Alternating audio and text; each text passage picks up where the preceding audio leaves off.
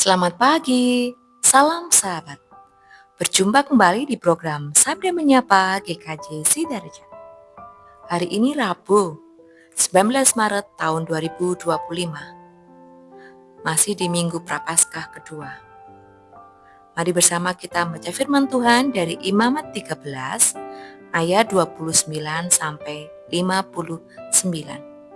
Imamat pasal 13 ayat 29 sampai 59, demikian firman Tuhan, apabila seorang laki-laki atau perempuan mendapat penyakit pada kepala atau pada janggut, imam harus memeriksa penyakit itu. Bila itu kelihatan lebih dalam dari kulit dan ada padanya rambut halus yang kuning, maka imam harus menyatakan orang itu najis, karena itu kudis kepala, yakni kusta kepala atau kusta janggut. Dan apabila menurut pemeriksaannya penyakit kudis itu tidak kelihatan lebih dalam dari kulit dan tidak ada padanya rambut yang hitam, maka imam harus mengurung orang yang kena penyakit kudis itu 7 hari lamanya. Pada hari yang ketujuh imam harus memeriksa penyakit itu. Bila ternyata kudis itu tidak meluas dan tidak ada rambut yang kuning padanya, dan kudis itu tidak kelihatan lebih dalam dari kulit, maka orang itu harus bercukur. Hanya tempat kudis itu tidak boleh dicukurnya. Lalu imam harus mengurung orang yang kena kudis itu untuk kedua kalinya 7 hari lagi. Kemudian pada hari yang ketujuh imam harus memeriksa lagi kudis itu. Bila ternyata kudis itu tidak meluas pada kulit dan tidak kelihatan lebih dalam dari kulit, maka imam harus menyatakan orang itu tahir, dan ia harus mencuci pakaiannya dan ia menjadi tahir. Tetapi jikalau kudis itu memang meluas pada kulit, sesudah ia dinyatakan tahir, dan menurut pemeriksaan imam kudis itu meluas pada kulit, maka imam tidak usah lagi mencari rambut yang kuning, memang orang itu najis. Tetapi jikalau menurut penglihatan imam kudis itu masih tetap, dan ada rambut hitam tumbuh pada kudis itu, maka kudis itu sudah sembuh, dan orang itu tahir, dan imam harus menyatakan dia tahir. Apabila pada kulit seorang laki-laki atau perempuan ada panau-panau, yakni panau-panau yang putih, imam harus melakukan pemeriksaan. Bila ternyata pada kulitnya ada panau-panau pudar dan putih, maka hanya kuraplah yang timbul pada kulitnya dan orang itu tahir. Apabila rambut kepala seorang laki-laki meluruh, dan ia hanya menjadi botak, ia tahir. Jikalau rambutnya meluruh pada sebelah mukanya, dan ia menjadi botak sebelah depan, ia tahir. Tetapi apabila pada kepala yang botak itu, sebelah atas atau sebelah depan, ada penyakit yang putih kemerah-merahan, maka penyakit kustalah yang timbul pada bagian kepala yang botak itu. Lalu imam harus memeriksa dia. Bila ternyata bahwa bengkak pada bagian kepala yang botak itu putih kemerah-merahan, dan kelihatannya seperti kusta pada kulit, maka orang itu sakit kusta, dan ia najis. Dan imam harus menyatakan dia najis, karena penyakit yang di kepalanya itu. Orang yang sakit kusta harus berpakaian yang cabik-cabik, rambutnya terurai dan lagi ia harus menutupi mukanya sambil berseru-seru, "Najis! Najis!" Selama ia kena penyakit itu, ia tetap najis. Memang ia najis, ia harus tinggal terasing. Di luar perkemahan itulah tempat kediamannya. Apabila pada pakaian ada tanda kusta, pada pakaian bulu domba atau pakaian lenan, entah pada benang lungsin atau benang pakannya, entah pada kulit atau sesuatu barang kulit. Kalau tanda pada barang-barang itu sudah kemerah-merahan warnanya, maka itu kusta. Hal itu harus diperiksakan kepada imam. Kalau tanda itu telah diperiksa oleh imam, ia harus mengasingkan yang mempunyai tanda itu 7 hari lamanya. Pada hari yang ketujuh ia harus memeriksa tanda itu lagi. apabila tanda itu meluas pada pakaian atau benang lungsin atau benang pakan atau pada kulit, entah untuk barang apapun kulit itu dipakai, maka itu adalah kusta yang jahat sekali, dan barang itu najis. Ia harus membakar barang-barang yang mempunyai tanda itu, karena itu kusta yang jahat sekali. Barang-barang itu harus dibakar habis. Tetapi jikalau menurut pemeriksaan imam tanda itu tidak meluas pada barang-barang itu, maka imam harus memerintahkan orang mencuci barang yang mempunyai tanda itu, lalu ia harus mengasingkannya 7 hari lagi untuk kedua kalinya.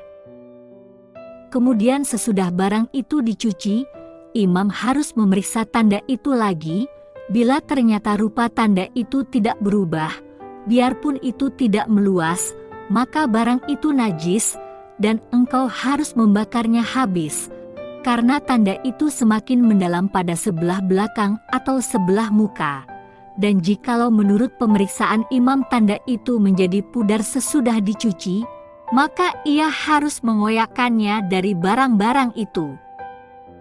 Tetapi jikalau tanda itu tampak pula pada barang-barang itu, maka itu kusta yang sedang timbul.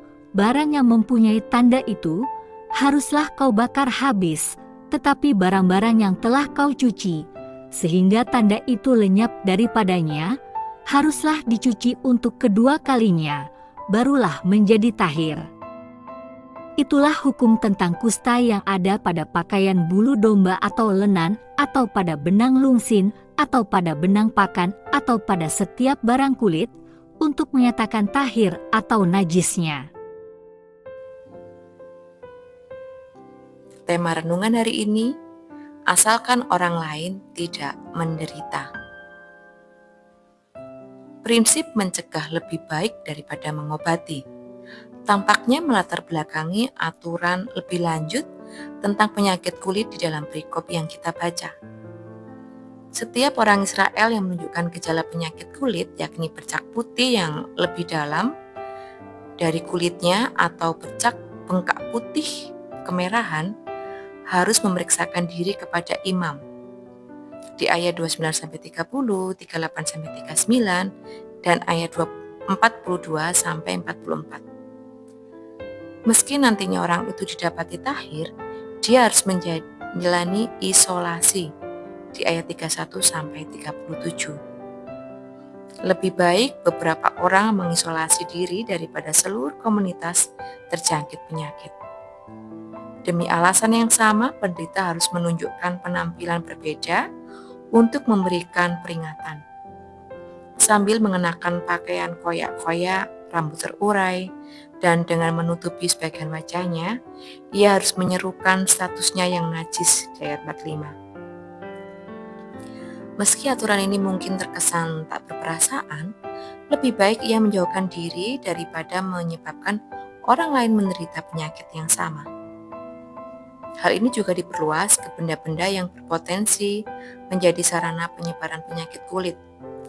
Pakaian sehari-hari yang pernah dikenakan oleh penderita harus diwaspadai.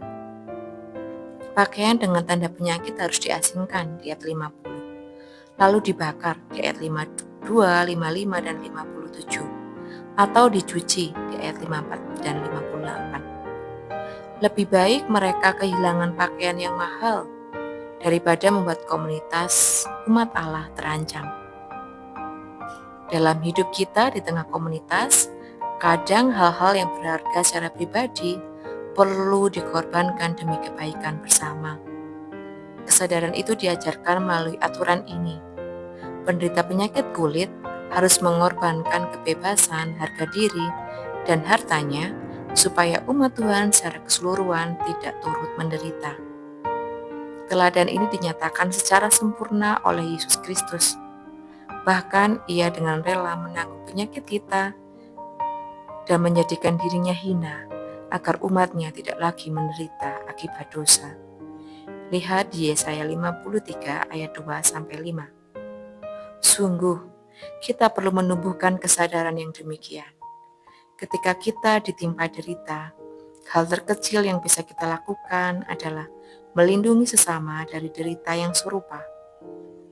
Tak apalah kebebasan kita jadi terbatas atau kita kehilangan beberapa hal, asalkan orang lain tidak menderita.